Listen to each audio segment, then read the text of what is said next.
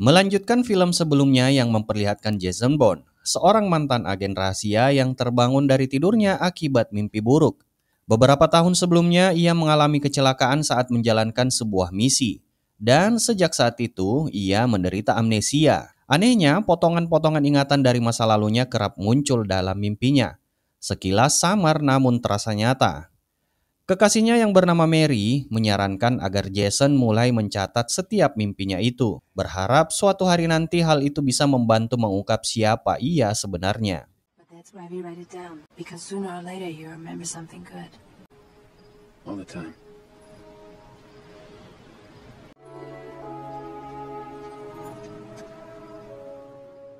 Adegan berpindah ke Berlin, Jerman. Di sebuah gedung, para agen CIA tengah menyiapkan transaksi rahasia untuk membeli dokumen intelijen dari seorang informan. Operasi ini dipimpin oleh seorang wanita yang bernama Pamela Landy. Namun tepat di saat negosiasi hampir selesai, seorang pembunuh bayaran menyelinap masuk dan menyabotase jaringan listrik gedung dan lampu mendadak padam.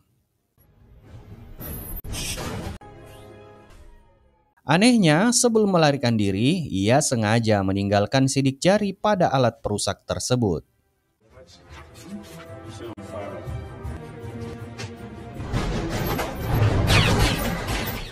Pada akhirnya informasi rahasia yang diincar CIA lenyap begitu saja, bersama dengan uang transaksi yang bernilai jutaan dolar. Sementara itu sang pembunuh bayaran yang diketahui bernama Kirill tadi langsung kembali ke Moskow untuk melapor pada atasannya. Ia bekerja untuk seorang oligarki bernama Yuri Gretkov, miliarder asal Rusia yang membangun kekayaannya melalui bisnis pertambangan. Tak sampai di situ nampaknya aksi mereka belum selesai karena Kirill kembali diminta untuk segera ke India demi mencari dan membunuh Jason Bourne. Selama 2 tahun terakhir, Jason Bourne menjalani kehidupan yang relatif tenang di India bersama kekasihnya Mary. Mereka bersembunyi dari kejaran CIA dan bayang-bayang proyek rahasia bernama Treadstone. Namun meskipun demikian, Jason tidak pernah yakin kalau dirinya benar-benar aman dari incaran mata-mata. Dan benar saja kekhawatirannya terbukti saat ia melihat sosok Kirill yang muncul di wilayah tempat tinggalnya. Instingnya langsung bekerja, sebab ia tahu sesuatu yang buruk pasti akan terjadi.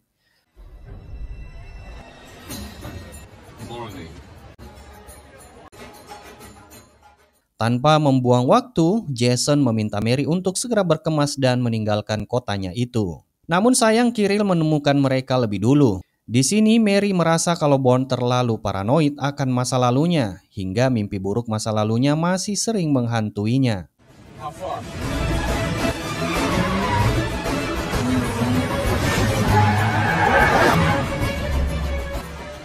Beberapa saat setelah berkendara, karena belum berhasil mengecoh Kirill, Jason akhirnya meminta Mary untuk mengambil alih kemudi. Sementara itu, ia bersiap-siap menghadapi kemungkinan baku tembak yang akan terjadi. Namun siapa sangka, Kirill tiba-tiba mengeluarkan sebuah senapan sniper dari bagasinya. Dan tepat ketika Jason merasa telah berhasil meninggalkan musuhnya jauh di belakang, tiba-tiba saja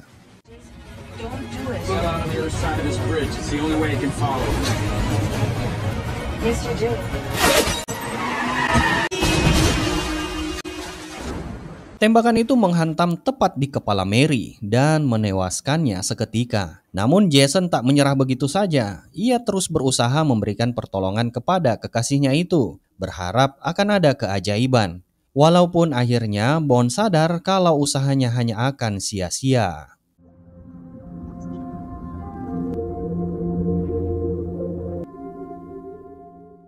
Kirill nampak begitu puas karena ia mengira Bourne telah tewas. Namun pertanyaannya, mengapa pihak tersebut menginginkan Bourne mati? Tak lama kemudian setelah merasa misinya selesai, Kirill pun kembali menghadap Gretkov untuk menerima upahnya.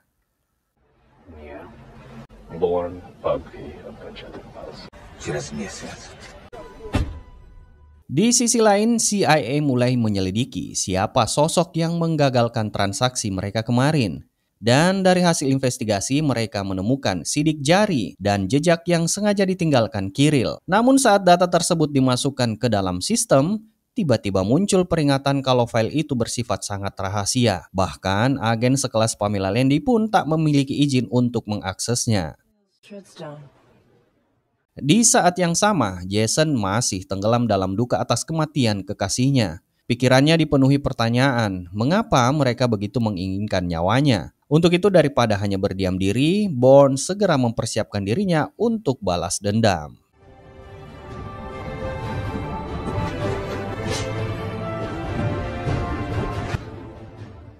Sementara itu, agen Pamela tengah menghadap para pimpinannya untuk meminta izin mengakses file rahasia mengenai Treadstone. Meskipun berkas tersebut diklasifikasikan sebagai sangat rahasia, Pamela akhirnya mendapatkan izin demi mengungkap kasus yang sedang ia tangani. Dari database internal milik Treadstone, terungkap bahwa sidik jari yang ditemukan kemarin ternyata milik Jason Bourne.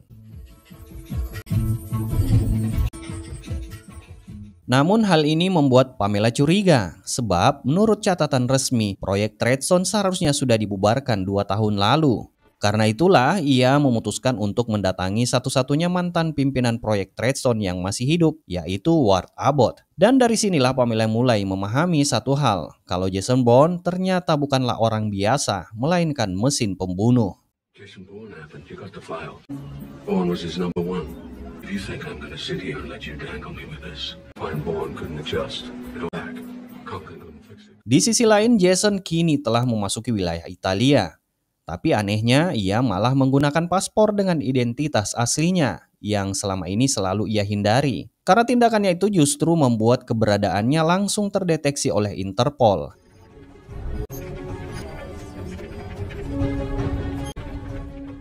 Dan dalam waktu singkat, ia berhasil diamankan oleh otoritas setempat. Adegan kembali ke Pamela yang tengah duduk dalam rapat bersama para petinggi intelijen, membahas akar dari kasus yang mereka hadapi. Jadi sebuah fakta lama terungkap di mana 20 tahun yang lalu, dana pensiun CIA sejumlah 320 miliar dolar raib karena dicuri oleh seseorang. Tak lama setelah kasus hilangnya dana mencuat, seorang politisi asal Rusia bernama Vlad Nevsky sempat menghubungi CIA. Ia menyampaikan informasi bahwa pelaku pencurian sebenarnya adalah orang dalam CIA sendiri. Namun sebelum pihak CIA sempat menemuinya, Vlad Nevsky dan istrinya ditemukan tewas dalam sebuah insiden yang diduga sebagai bunuh diri. Ternyata file yang kemarin akan dibeli Pamela berisi petunjuk penting terkait kasus pembunuhan Nevsky. Sebuah kunci untuk menelusuri kembali kasus pencurian 20 tahun yang lalu. Pamela menduga pelaku pencurian sebenarnya adalah mantan pimpinan proyek Treadstone yaitu Conklin. Meskipun Conklin telah lama meninggal, tampaknya ia sempat mempercayakan sesuatu kepada Jason Bourne untuk ia rahasiakan. Tak lama kemudian, tiba-tiba mereka mendapatkan berita kalau Jason Bourne telah berhasil ditangkap. Seorang agen kemudian ditugaskan untuk menginterogasi Jason Bourne. Namun sekeras apapun tekanan yang diberikan, Jason tetap tak mengucapkan sepatah kata pun. Mereka belum tahu siapa sosok Jason Bourne sebenarnya. Karena itulah Pamela Landy segera menghubungi mereka dan hendak memberi mereka peringatan. Namun tiba-tiba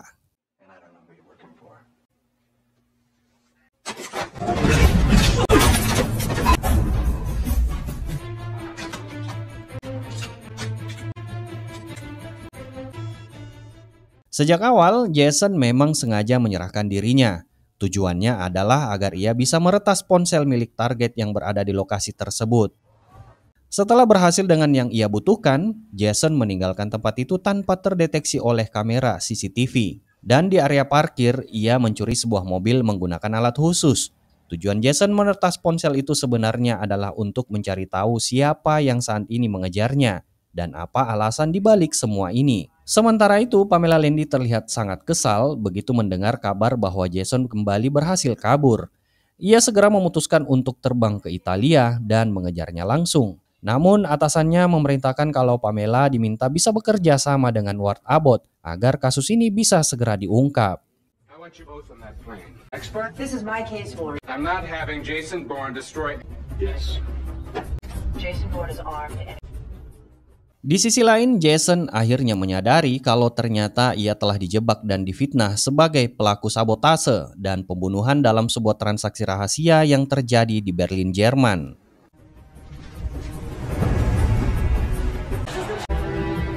Real soldier.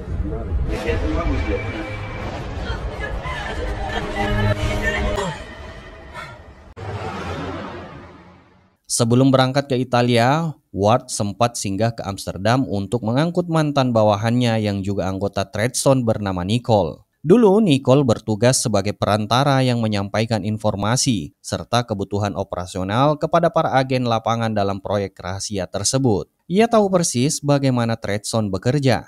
Menariknya, saat Pamela dan timnya menganggap Jason melakukan kesalahan fatal karena masuk ke Italia menggunakan paspor aslinya. Tapi Nicole justru berpikir sebaliknya. Ia meyakini kalau Jason sedang mengincar sesuatu. Symptoms, headaches, amnesia, or born? No. Singkat cerita, setelah perjalanan panjang menuju Berlin, Jason Bourne akhirnya tiba di rumah seseorang mantan agen Treadstone bernama Jarda. Tanpa banyak bicara, Jason langsung menginterogasinya. Ia ingin tahu siapakah pimpinan Treadstone saat ini. Selama ini Jason sama sekali tidak tahu bahwa proyek yang membentuk hidupnya itu sudah tidak aktif lagi. Ia bahkan tak menyadari bahwa mantan bosnya Conklin ternyata telah tewas. Di mana dijelaskan di film sebelumnya kalau Conklin ini dibunuh oleh Ward Abbott karena dianggap gagal menangani kekacauan yang ditimbulkan oleh Jason sendiri. So who's running Treadstone now? Sekarang yang menjadi pertanyaan besar jika bukan mereka, lalu siapa sebenarnya yang mencoba membunuhnya kemarin? Belum juga sempat mendapatkan kejelasan, Jarda tiba-tiba menyerang tepat saat Jason hendak meninggalkan rumahnya. Sebagai sesama mantan agen Treadstone, pertarungan mereka pun berlangsung brutal. Walaupun akhirnya yang memenangkan tetap Jason Bourne.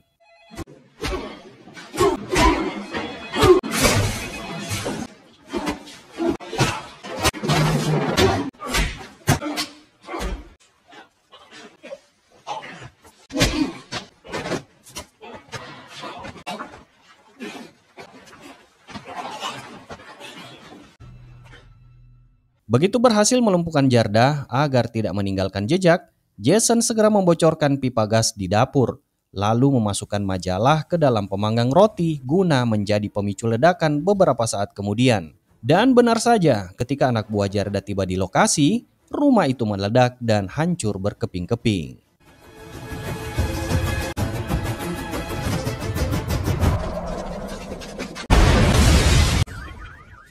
Sesampainya di Berlin, Jason langsung menuju stasiun kereta dan menitipkan semua barang berharganya ke loker umum, cara klasik untuk menghindari pelacakan.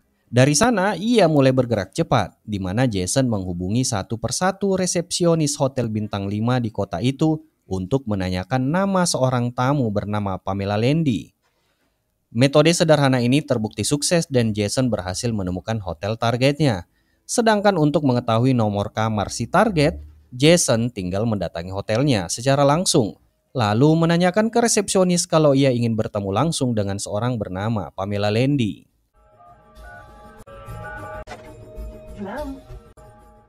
Di sisi lain, tanpa ia sadari, sejak keluar dari hotel, Pamela Landy telah dibuntuti oleh Jason Bourne. Ia sama sekali tak curiga. Bahkan saat tiba di markas rahasianya, ia langsung memerintahkan timnya untuk mempercepat proses pelacakan Bourne. Ironisnya, pada saat yang sama, Jason justru sudah bersiap di gedung seberang, menodongkan senapan sniper ke arah ruangan tempat Pamela berada.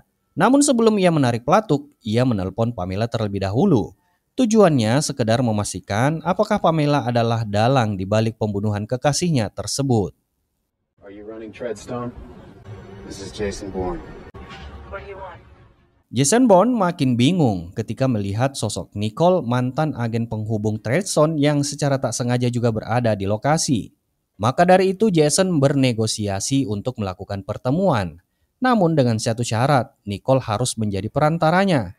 Pamela mencoba berbohong dan mengatakan, "Bagaimana kalau kami tidak tahu wanita yang kamu maksud?" Tapi tiba-tiba Jason membalasnya dengan mengatakan, "Bohong itu dosa, karena wanita itu sejak tadi berdiri di sampingmu."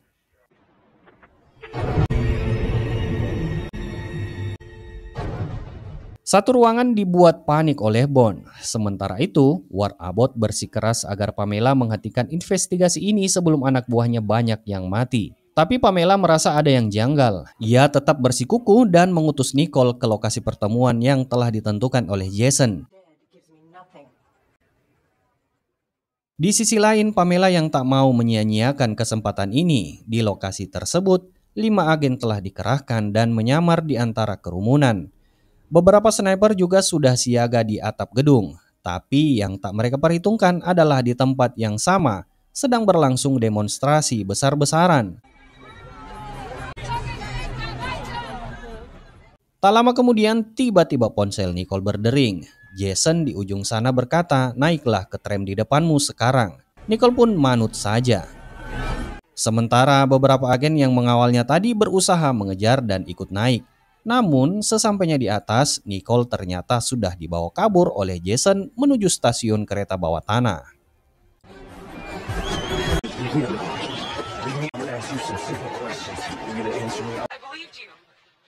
Nicole yang sebelumnya sudah dipasangi alat penyadap ternyata merekam seluruh pembicaraan yang dikatakan oleh Jason Bourne kalau dirinya telah dijebak.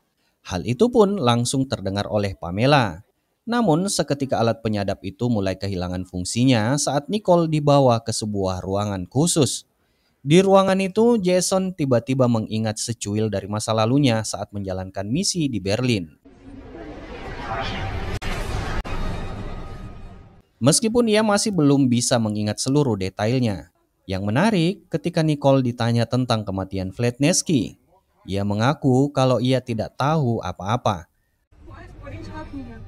Bahkan setahunnya selama bertugas di Treadstone, Jason belum pernah sekalipun dikirim ke Berlin. My first job. The job here. You know my five. You've never worked Berlin before. Mine was Geneva. Singkat cerita, Pamela mulai menyelidiki kebenaran apa yang dikatakan Jason. Namun di sisi lain, Ward yang panik justru terus mendesak agar mereka segera mengeksekusi Jason. Lagi pula, sejak awal Jason memang sudah berstatus sebagai buronan.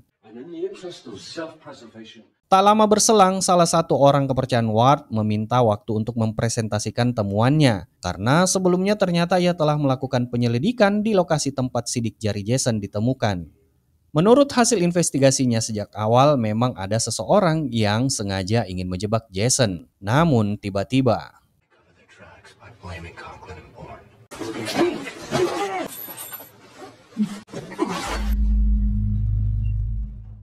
di tempat lain, Jason terlihat mendatangi sebuah warnet untuk mencari informasi tentang pembunuhan Fletnesky yang terjadi 20 tahun yang lalu. Kesimpulannya, ia yakin kalau dirinya lah yang menjadi dalang pembunuhan Nesky tersebut, yang tak lain adalah misi pertama yang diperintahkan langsung oleh Conklin.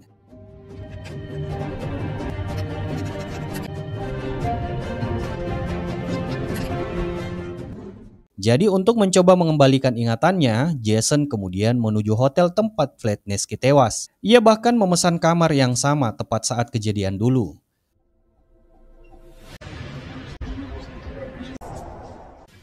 Namun momen itu tak berlangsung lama, di mana setelah beberapa pegawai hotel mulai menyadari kalau wajah Jason ada dalam daftar buronan Interpol. Untuk itu, Pamela yang mendapat laporan langsung mengirim tim SWAT ke lokasi.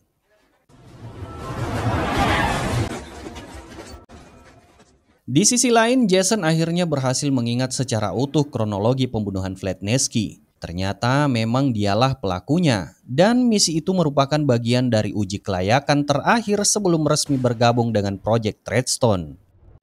Sementara itu, pasukan SWAT akhirnya tiba di lokasi, dan tanpa membuang waktu, mereka langsung menerobos masuk ke kamar yang ditargetkan. Namun ternyata Jason sudah lebih dulu melarikan diri lewat jendela. Sayangnya lokasi tersebut telah dikepung rapat oleh puluhan polisi dari berbagai sisi. Jadi ketika Jason mencoba melarikan diri menggunakan kereta, saat itu juga keberadaannya terbongkar. Berhubung rencana pelariannya sudah terbongkar, Jason terpaksa nekat melompat dari jembatan ke sebuah kapal yang kebetulan sedang melintas di bawahnya.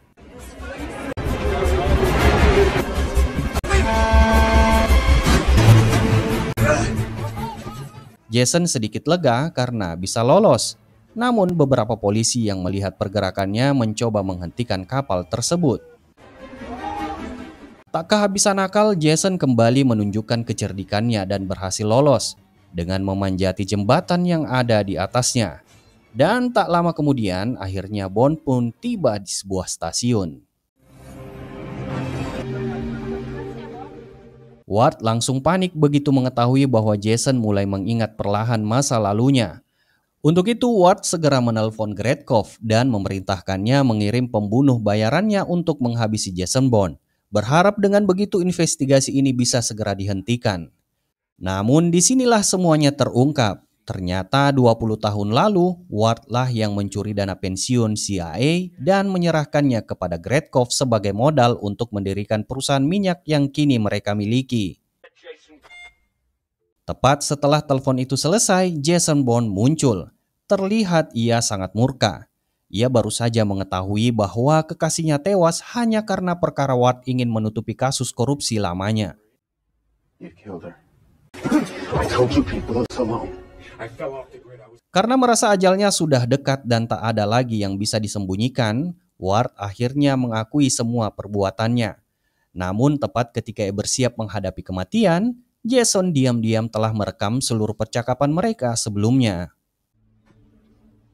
Di sisi lain, Pamela yang mencium ada yang tak beres begitu mendengar kabar kematian asisten Ward. Malam itu juga ia memutuskan mendatangi kamar hotel Ward untuk berbicara empat mata. Namun setibanya di sana, yang ia temukan justru Ward yang tengah bersiap mengakhiri hidupnya karena sudah tak mampu lagi menghadapi situasi hukum yang akan menjeratnya. Di tempat lain saat di perjalanan, Jason menyempatkan untuk mengirim rekaman percakapannya dengan Ward kepada Pamela sebagai bukti kalau selama ini ia tidak bersalah. Namun meskipun fakta demi fakta mulai terungkap, tampaknya CIA belum puas dengan semua itu. Makanya mereka memutuskan untuk tetap mengejar Jason Bond yang informasinya sedang bergerak menuju Moskow.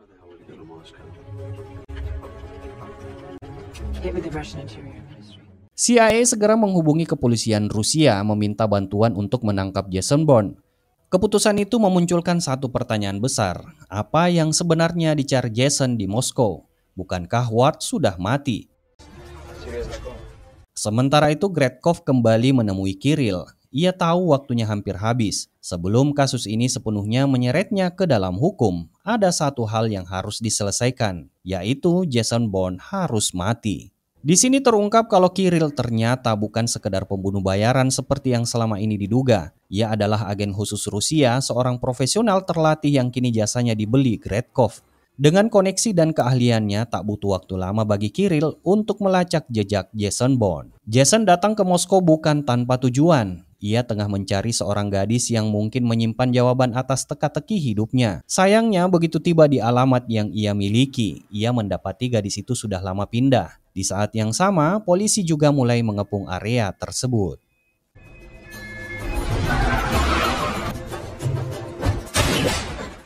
Di saat yang sama, sebuah peluru sempat bersarang di pundaknya. Namun keberuntungan masih berpihak padanya. Kirill yang juga berada di lokasi sempat ditahan polisi karena dikira berandalan. Hal itu memberikan Jason cukup waktu untuk kabur. Tapi tentu saja begitu ia dibebaskan, pengejaran kembali berlanjut. Dengan luka di pundak yang kian parah, Jason segera masuk ke sebuah supermarket untuk mencari sebotol alkohol untuk membersihkan lukanya. Namun saat melangkah keluar dari toko itu, beberapa polisi sudah bersiap untuk menangkapnya.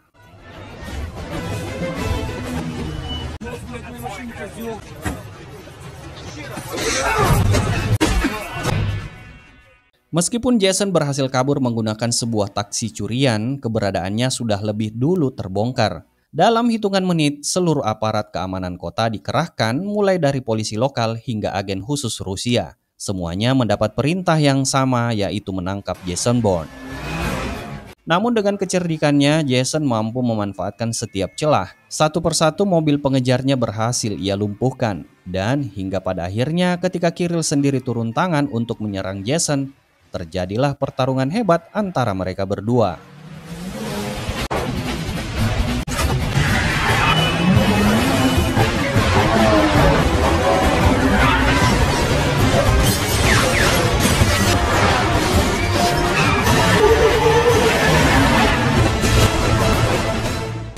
Alih-alih membunuh Kirill, Jason justru memilih untuk membiarkannya hidup. Ia teringat pada janjinya kepada Mary, janji untuk tidak kembali menumpahkan darah. Lagi pula, semua ini seharusnya sudah berakhir. Kebenaran telah terungkap dan Gretkov pun berhasil diamankan oleh CIA dengan bantuan kepolisian serta Interpol. Ternyata alasan Jason nekat datang ke Rusia adalah demi menemui seorang gadis bernama Irena, putri dari Vlad Nevsky. Selama ini kematian Nevsky yang diberitakan oleh media kalau ia dibunuh oleh istrinya, yang kemudian istrinya juga mengakhiri hidupnya sendiri. Dan meskipun sudah terlambat, ia merasa harus menyampaikan yang sebenarnya, kalau semua yang diberitakan itu palsu. Dan faktanya kalau dirinya lah pelaku utama di balik kematian Vlad Nevsky. I killed him. It changes things. Tak lama kemudian, Jason kembali menghubungi Pamela untuk memastikan bahwa semua kasusnya benar-benar bisa ditutup.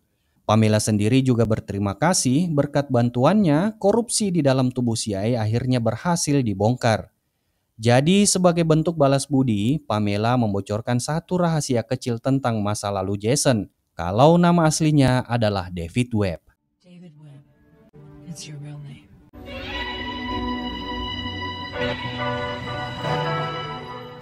Hingga akhirnya film pun selesai. Terima kasih sudah menonton, semoga kalian terhibur. Sampai jumpa di alur film Jason Bourne selanjutnya, and bye-bye.